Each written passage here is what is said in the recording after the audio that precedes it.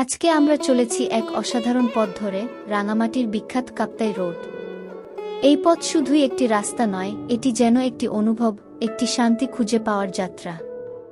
পাহাড়, সবুজ বন, হ্রদ আর খোলা আকাশ মিলে কাপ্তাই রোড হয়ে উঠেছে বাংলাদেশের অন্যতম সুন্দর একটি ভ্রমণপথ। রাঙামাটি শহর থেকে কাপ্তাই পর্যন্ত এই রাস্তার প্রতিটি বাঁকে অপেক্ষা করে নতুন এক দৃশ্যপট। এক পাশে খাড়া পাহাড়, অন্য পাশে গভীর খাদ বা নিচে নেমে যাওয়া বনভূমি। মাঝে মাঝে দেখা মেলে ছোট ছোট আদিবাসী গ্রাম, বাঁশের ঘর আর মাঠে খেলা করা শিশুদের হাসিমুখ। প্রকৃতির এমন কাছাকাছি আসার সুযোগ খুব কমই মেলে।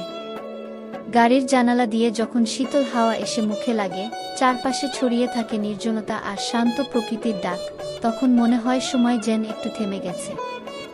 যারা শহরের কোলাহল থেকে কিছুক্ষণের জন্য মুক্তি চান, তাদের জন্য কাপ্তাই রোড এক আদর্শ গন্তব্য।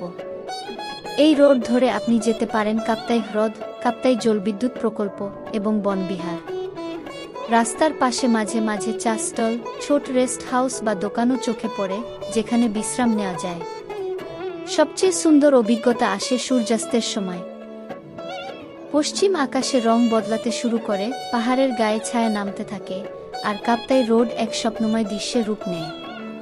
তখন রাস্তার হেডলাইট আর প্রকৃতির আলোর মিশেলে তৈরি হয় এক জাদুময় পরিবেশ। রাঙামাটির এই রোড শুধু দর্শনীয় নয়, এটি স্থানীয় মানুষের জীবনের অংশ। তারা এই রোড ব্যবহার করে বাজারে যায়, স্কুলে যায় কিংবা আত্মীয় বাড়ি। প্রকৃতি, মানব জীবন আর পাহাড়ি সৌন্দর্যের এক অপূর্ব মেলবন্ধন এই কাপ্তাই রোড। আপনি যদি প্রকৃতি ভালোবাসেন, পাহাড়ের সৌন্দর্যে মুগ্ধ হতে চান, তবে একবার হলেও এই রোড দিয়ে যাওয়া উচিত।